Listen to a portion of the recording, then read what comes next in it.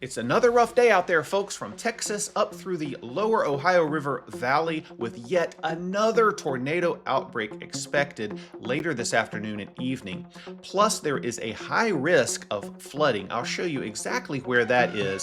And we've got a pattern change on the horizon that will finally put an end to the severe weather threat. We'll take a look at all of that, plus today's Weather IQ and an interesting Do You Know? That's all coming up next as a new episode of Cold Rain's Weather World starts right now.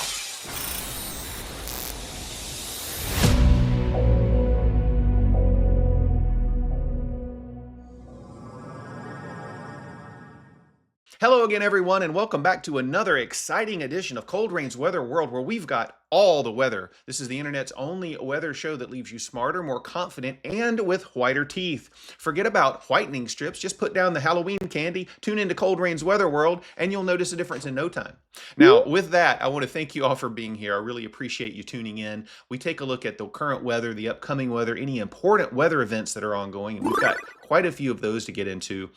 We also go the extra mile for you here at Cold Rain's Weather World and make sure that you're aware of volcanic activity, tsunamis, earthquakes, solar weather, auroras, and anything else that impacts your life from a geologic or weather standpoint. So, we've got some things to get into today, but as I promised, we always leave you smarter, and we're going to start with today's Weather IQ question to test your weather knowledge.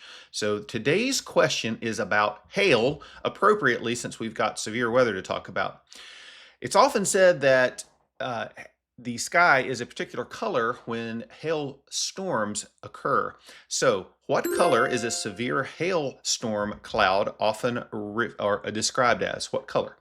Red, green, white, or yellow? If you know it, put it in the comments section. If you don't know it, then I will reveal the answer to you at the end of the show.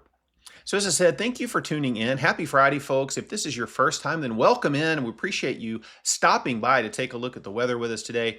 And if you're a returning guest or member, then thank you for returning.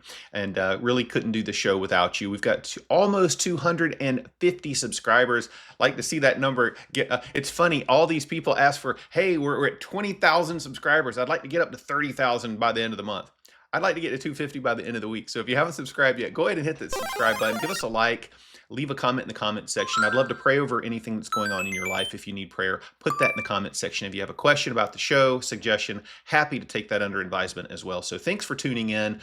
Let's go ahead and get started. We've got a busy weather day to talk about today. We've got more severe weather. We're going to start with our satellite pictures we usually do. Look at this big swirl off the west coast. Big storm system out here. That's not going to impact us too much as we get on into the weekend, into the week. But we've got a lot of cloud activity. You can see this. These high cloud tops are really bright and white. That's how the satellite reflects those. And so you can see these blowing up here across Oklahoma, Arkansas, Texas, over into the Ohio Valley, up into the Great Lakes, and you're seeing thunderstorms and rain underneath those clouds.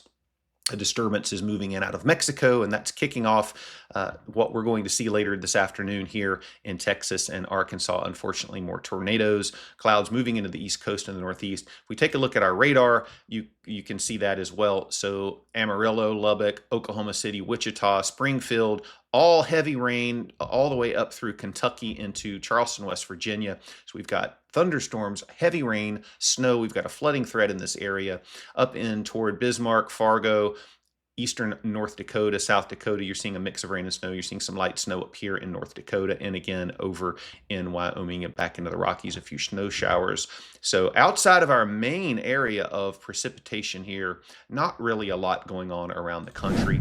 Taking a look at the alerts map, not a lot of activity on this alerts map either. We've got winter storm warnings down here in northeastern New Mexico, where you could see as much as 8 to 10 inches of snow. So we saw snow up here in the northern plains and northern New England yesterday, and we're seeing snow in the southern Rockies. Now look over here. We've got a big area, this massive area of flash flood watches and warnings. The light green are flood warnings.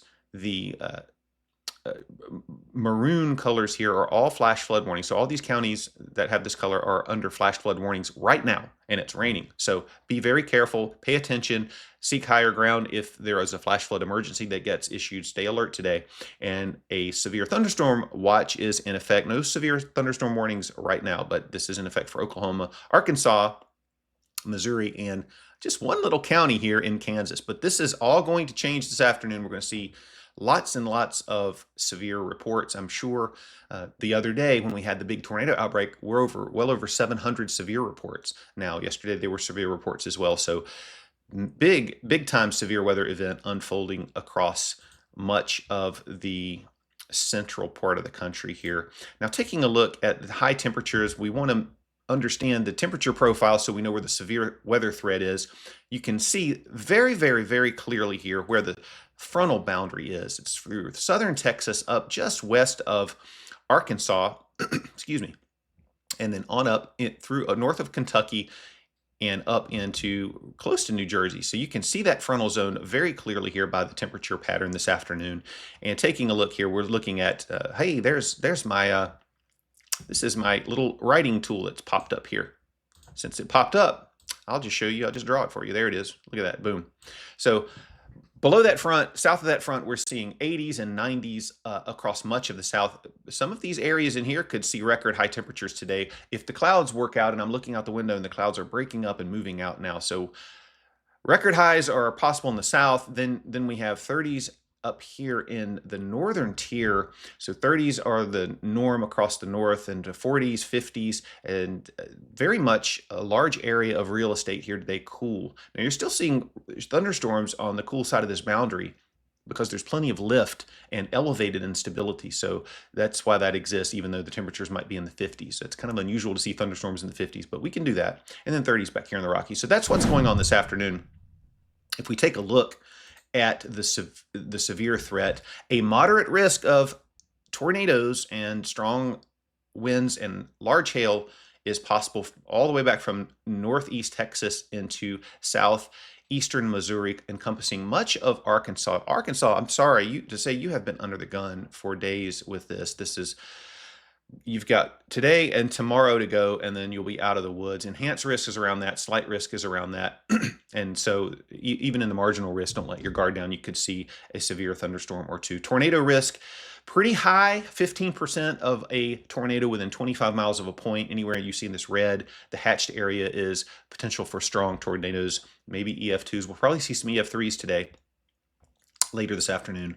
Wind threat, this 30% has been added. This was all 15% a little earlier this morning, but it looks like there's a greater wind threat now exists up in here into southern Illinois, southern Indiana, and southeastern Missouri. Hail, we could see hail baseball size or greater, and we've seen reports of that, even softball size hail over the past few days. So this is a lengthy multi-day severe weather outbreak that we're under, folks, and we've got a couple more days of it to go. If we take a look at what's driving some of this, we've got an upper level system. When you look upstairs at 500 millibars, that's where a lot of the energy translates along in the flow, in the mid-level flow, and these pieces of energy can move through. They create lift, and so you'll get lift, and then as they move through, you get sinking on the backside, so you get a burst of thunderstorms and things kind of die out. And that's kind of what we've been seeing. We've got another system that's working up in out of Mexico into Texas, and that's going to spark some showers and thunderstorms later today. So this morning, looking at our fuel for thunderstorms, our CAPE, our instability, look how this surges in as we get on into the afternoon. Strong southerly flow here is just bringing copious moisture and warm temperatures out of the Gulf. This front is going to move back. There's a little low pressure that's going to develop at the surface and help to bring in this counterclockwise flow and just exacerbate this southerly flow. There will also be, when you have a low pressure at the surface like that, you get backing of the winds too. So all of that's going to be favorable for tornadoes. So as we go on through the evening, get into 7, 8 o'clock this evening, we've got plenty of instability over Arkansas, Texas, up into Missouri, Tennessee, Mississippi, Louisiana. And so up here is particularly around Arkansas where the focus is going to be. The parameters are converging together to create this threat.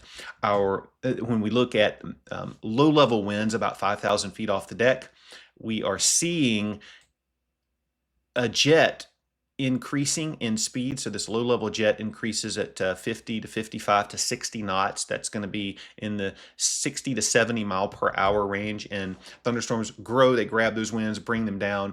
And as you increase the wind with height, which we have today, you also have wind shear going up, which is needed for tornadoes, and directional shear. So we've got turning of the winds as well as we go up in height, particularly in the low levels. That's a recipe for tornadoes. And you can see as we go on through the day, that jet strengthens. Where does it move? It moves right across Arkansas, from Texas into Arkansas to Missouri. That is where our threat area exists, and that's why we've got this jet that's going to strengthen this afternoon and translate in through the evening and overnight hours.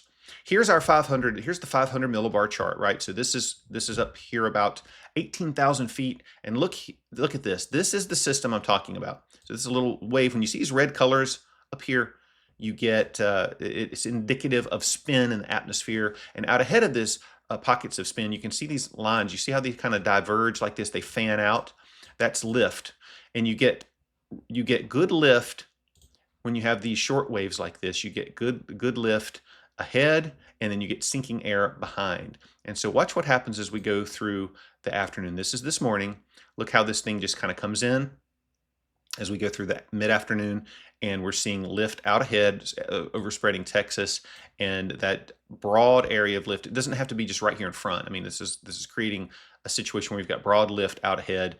So all of that broad lift is going to overspread much of Arkansas, Missouri, and exacerbate or help to create that tornado threat for this afternoon. So that's synoptically what's going on. We're not going to get into soundings, but some of the soundings out here, you've got good turning. The photographs are curved. So long track, a few long track intense tornadoes are possible. Spin ups are possible as well. We've got thunderstorms already ongoing, so later on a line will develop, a mesoscale convective system will develop and push east and kind of end the tornado threat for the most part, and continue to persist through the night. So even areas out here in Missouri, Arkansas, and Tennessee, and Kentucky, you guys can see severe weather even into thunderstorm activity, even continuing into the night. Cape is going to be plentiful, and lift is going to be there, and so we're going to continue to see our threat exist.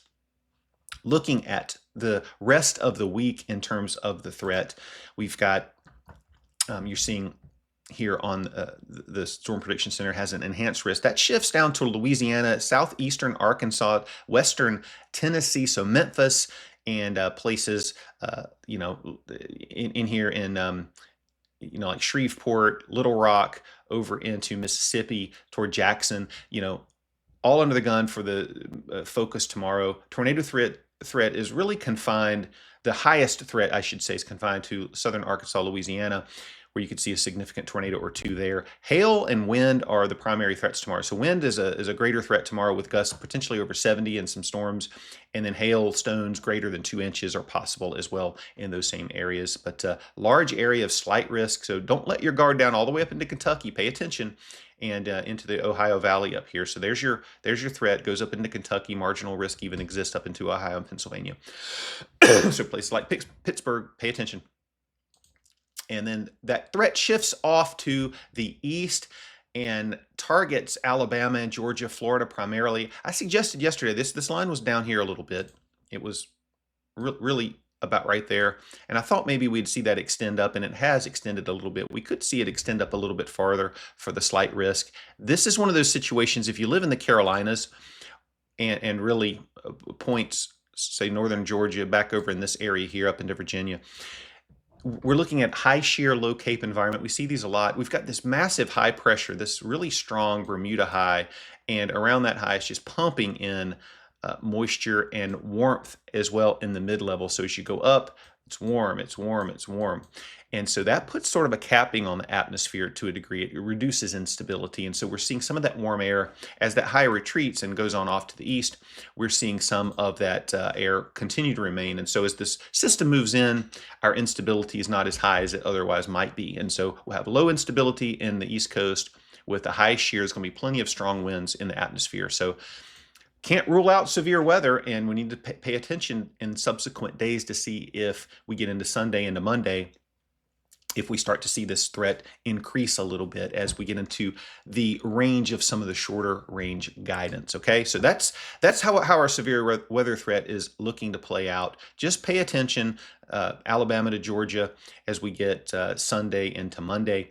This is for the day on Sunday, and we've got that cold front pushing east, so we're going to see how everything kind of plays out. Now, I promised you an interesting do you know, and here it is. So I will deliver that on my promise. I will deliver on my promise.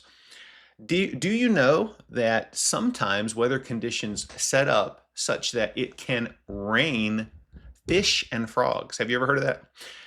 I've heard of it, but I haven't really researched it. But in rare cases, water spouts and strong winds can pull marine life out of the water and deposit them miles away.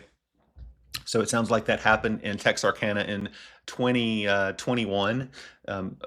Texarkana down in the Arkansas-Texas border. And so we saw that in 2021, and other places like Serbia in 2005, Austria in 2010 have reported that too. So that's interesting. I've seen it rain a lot of things, but I've never seen it rain fish and frogs. I've heard of cats and dogs. I don't think it really rains cats and dogs, but I suppose if a tornado went over I don't know, a pet, I can't even think of the right word for that. What is that thing where the pets go, and a pet resort? Yeah, people sometimes take their dogs and cats to a pet resort. Hopefully that doesn't happen. But anyway, that's your fun weather fact, your do you know for the day. The other side to this severe weather threat is flooding, and it's rare to see a high risk issued for excessive rainfall, leading to catastrophic flooding. But we have seen that for the past day or two, and it continues today and will continue tomorrow. So Arkansas, you are in the bullseye for heavy, heavy rains. Several more inches of rain are going to fall. You've seen lots of rain already, multiple inches of rain throughout the entire slight risk area here, moderate risk around that. But pay attention. You have to pay attention. Do not drive through. We've talked about this every day, but don't drive through flooded roadways. Make sure if a flash flood emergency is issued for your location, you have a way to receive that warning and then have a plan, number 2, to get out of there and go to higher ground. Okay, so pay attention. That high risk expands, stays over multiple, we're seeing multiple days of this, and it's kind of over the same area. Look at this, all over. It'd be better to draw that in yellow since we've got pink already. But look at that. This area here, you're in the bullseye, man. Arkansas, it's just going to rain and rain and rain. The GFS has plenty of rain. The European has plenty of rain. The WPC is predicting plenty of rain. So you have to pay attention in this high risk area, particularly, also in the moderate risk. Moderate risk is nothing to sneeze at, and even the slight risk. So pay attention if you're in those areas. That's Saturday. And then Sunday, finally, everything shifts east. Where the slight risk of severe thunderstorms exists, so does the slight risk of excessive rainfall, marginal risk up into the Carolinas, into Virginia, into Tennessee. There's a front that's moving through. What's happening is this front has been stalled over the same place like this. And that's a focus for rain and thunderstorms, is these little waves that I showed you earlier in the 500 millibar chart. As they move through, they provide lots of lift. The front is a good focus. We've got deep southerly flow. Precipitable waters are very respectable, very high throughout this whole entire southeastern zone. As that front moves east, Sunday, and aligned somewhere in this, you're going to see lift along that front, and continuing to see high moisture content surge out of the Gulf.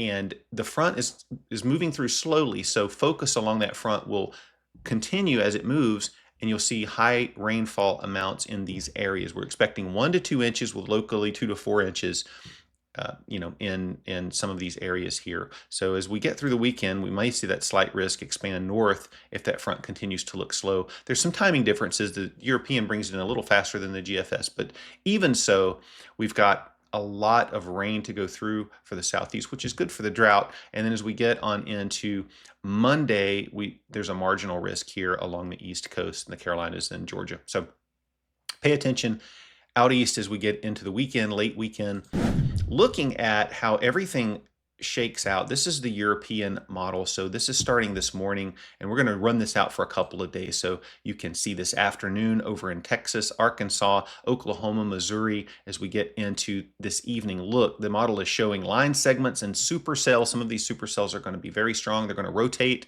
large hail, and damaging winds and tornadoes, possibly long track tornadoes this evening.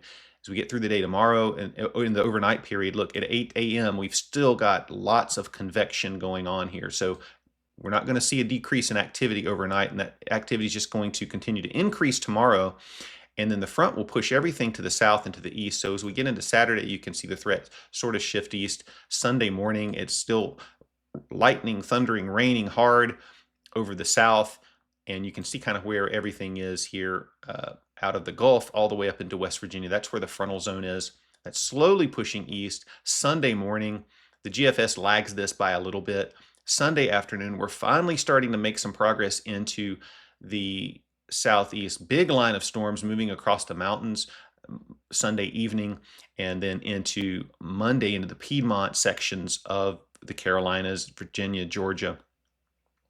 Monday afternoon, as we go on through the day into Monday evening, we're finally seeing everything kind of push out slowly. So you see how slow that is over the course of a couple of days it takes. And then we got another little system working into the upper Great Lakes and maybe upper New England, bring you guys some snow again. Still wintertime up there, but that's our surface map. Looking at the temps for the next couple of days, just so you see that.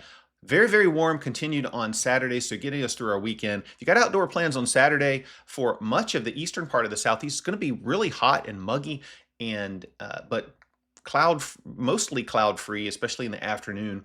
And you can get out and enjoy your plans. Back in the west, it's going to be cool. No spring fever out there.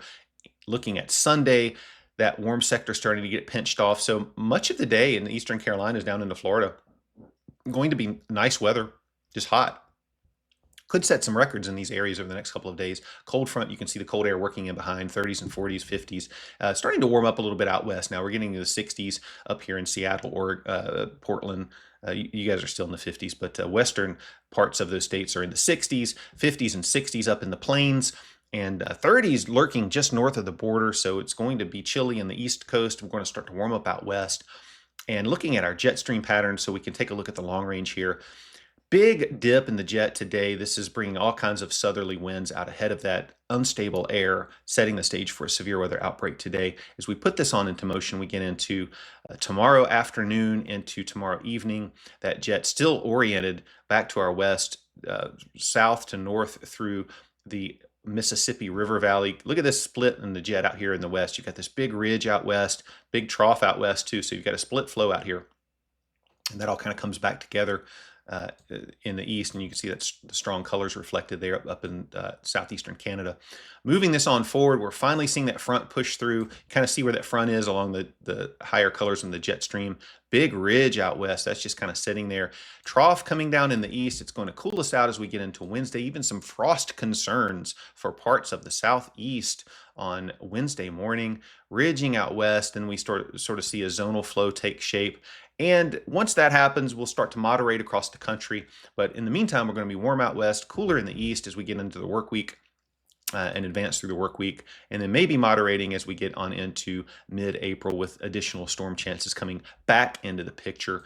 The 6 to 10 day temperature outlook, very much warm in the west, very much below normal in the east and southeast, and below normal precipitation over a large portion of the country. We need precipitation out in the west and southwest, not so much here in the plains or in the Mississippi River Valley, where we've seen a lot of that. And if we get back on a better display, you can actually see those. I'll show them both again since I was on the wrong display. Warm and cold, and dry and above normal across the East Coast. So there that is. We're going to take a quick specific look at North Carolina. As I've got friends and family here, and they wanted to see what's going to happen over the course of the weekend. So the European is showing, look at this, showing plenty of rain moving into the picture Sunday afternoon, spreading into North Carolina, into South Carolina, Virginia. Strong line of convection, thunderstorms moves in through the course of the afternoon. As we get on into the overnight hours, that breaks apart a little bit. And Monday morning, Washout along your morning commute. If you're driving around Monday morning, it could be a wet, you could have a wet go of it up and down the Piedmont sections, get onto the coastal plain. Your evening commute might be a little wet out there as well. So drive slow, take it slow, folks. And then everything's out of here by Tuesday. High temperatures on Saturday, 86, 86, upper 80s basically, the low 90s possible if we get clouds out of here. This is actually today, Friday afternoon, so we could see 90. The record for RDU is 90. The record for Greensboro, I think, is 87. So we could set some records this afternoon if the temperatures can warm up enough. Muggy overnight into the mid 60s across much of the southeast. Again, very, very warm on Saturday, pushing mid to upper 80s, maybe even 90. And then Saturday night, overnight on Sunday morning, look at this, muggy and 60s again. Man, it's going to feel like summer. And then we start to get into Monday morning, and a little bit of a discrepancy here. The European wants to bring temperatures down pretty quick through the morning on Monday and just sort of keep them in place. Chilly through Monday. GFS is a little bit slower with that. It starts to cool off Monday evening. But look at this as we get into Tuesday morning into the 40s, Tuesday afternoon for highs and in the mid 40s. Man, that's going to be chilly for Tuesday afternoon up into the up around 50 maybe. And if you get into overnight on Wednesday, this is where our frost and freeze concerns come into play. So as we look here, this is kind of the lowest frame on this. So the mountains potentially could see a little bit of winter weather maybe later on in the week. We won't put the cart too much before the horse there. But look at this. 30s. We're very close to freezing in Greensboro, Raleigh, and places north of there. Outlying areas are definitely going to get down into the 30s if this continues to look this way. So frost on Wednesday morning. If you've got plants, pay attention to those. But that is it, folks. That's it for the weather today. I think that covers about everything. Maybe we went a little bit longer today, but a lot to go over. That'll hopefully settle down as we come into the next, get into the weekend and get past the weekend. We may have a quiet period, which we could all use. So back to our weather IQ question. What is the color of the clouds in a severe hailstorm? Red, green, white, or yellow? And the answer is, if you haven't guessed it, it is green. When hail happens, or when, let's say that a little bit better. When hail falls, when you have a hailstorm, clouds can appear green due to the scattering of sunlight by the water in the clouds and the ice particles within the storm. So particularly when you have cumulonimbus cloud, they extend way up into the atmosphere, and it can create a visual warning sign for severe weather like hail. So when you see green, this often happens with tornadoes too. People report seeing green or purple in the clouds, and it's due to the scattering of light. A lot of times when you have tornadoes, you have hail, so there's ice. There's always ice crystals in these tall clouds, but you have a little bit more ice up there. You have water that's scattering the light, and it kind of creates this sort of green, ominous hue. And so that's what's going on there. So if you ever see green, a thunderstorm's coming, watch out. Not always, but definitely often need to pay attention if severe weather's coming. Well, that's it for today, folks. I hope you've had a good time, and hope you have a nice weekend. May not have a video tomorrow. We'll have to see how the day goes. We'll have my son here at home, and so we'll be doing some stuff with the family. But anyway, hope you have a wonderful, blessed afternoon. And as always, this is Cold Ray reminding you, if other stations run 24/7, we got you covered 48/14 right here at Cold Rain's Weather World. Take it easy.